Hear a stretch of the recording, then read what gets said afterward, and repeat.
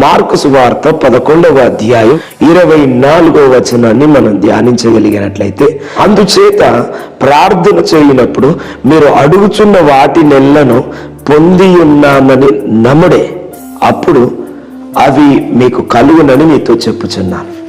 యేసుక్రీస్తు వారు స్వయంగా మాట్లాడుతున్న మాట, నువ్వు ప్రార్థిస్తున్నప్పుడే ఏదైతే దేవునికి ప్రార్థన చేస్తున్నావు బిడ్డ, ఆ ప్రార్థనకు ప్రతిఫలం దేవుడు ఇచ్చాడని నమ్మి ప్రార్థన చేయాలని పరిశుద్ధ గ్రంథం తెలియపరుస్తుంది.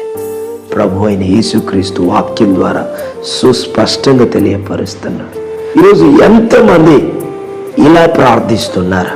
ఈ వాక్యాన్ని వింటున్న నీవు ఎంతో కాలం అవుతుంది ప్రార్థన చేస్తున్నాను, ప్రతిఫలం లేదు అని అంటున్నావు. కానీ ప్రార్థన చేసే విధానంలో దేవుడు నా ప్రార్థనను విన్నాడు, నా ప్రార్థనకు ప్రతిఫలం ఇచ్చాడు, నేను ప్రతిఫలం పొందుకొని ఉన్నాను అని నమ్మి ఎప్పుడైనా ప్రార్థన చేసావా? ప్రార్థన చేయకపోతే ఆ పొరపాటును బట్టి పొందుకోలేకపోతున్నావు బిడ్డ.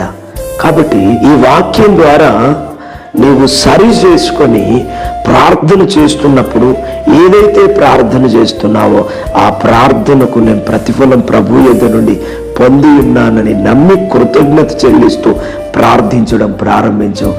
ఖచ్చితంగా నువ్వు అడిగింది పొందుకుంటా, ఖచ్చితంగా నువ్వు వెతుకుతుంది నీకు దొరుకుతుంది. మనము సేవిస్తున్న దేవుడు సాధారణమైన దేవుడు కాదు బిడ్డ, సర్వశక్తివంతుడు ఆయన. 99 ఏట మృతతుల్యమైపోయిన గర్భంలో నుండి కుమారుణ్ణి అనుగ్రహించిన దేవుడు. నేను నీ కుమారుణ్ణి ఇస్తానని అబ్రాం శారాలకు దేవుడు తెలియపరిస్తే, శారా అన్నది నవ్వుతూ, నేను ముసలిదానను, మృతతుల్యమైపోయిన స్థితిలో ఉన్నదానను, ఇప్పుడు నాకు సుఖం కలుగునా అని మాట్లాడితే దేవుడు అంటాడు, యెహోవానైన నాకు అసాధ్యమైనది ఏదైనా ఉన్నదా? ఈరోజు నా ప్రియ సహోదరి సహోదరుడా, నాడు అబ్రహాము శారాలకు వాగ్దానం చేసిన దేవుడు వాగ్దానాన్ని నెరవేర్చాడు. నీకు వాగ్దానం చేస్తున్న దేవుడు ఖచ్చితంగా నెరవేరుస్తాడు. అయితే నువ్వు నమ్మి ప్రార్థించడం నేర్చుకో. నువ్వు నమ్మి దేవుని పాద సన్నిధానాన్ని నిలిచి నడవడం నేర్చుకో. మనం ప్రార్థిస్తున్నప్పుడే ప్రభు ప్రతిఫలం ఇచ్చాడని నమ్ముదాం. ప్రభు ద్వారా పొందుకుందాం, సంతోషాన్ని స్వతంత్రించుకుందాం. Praise the lord, may God bless you.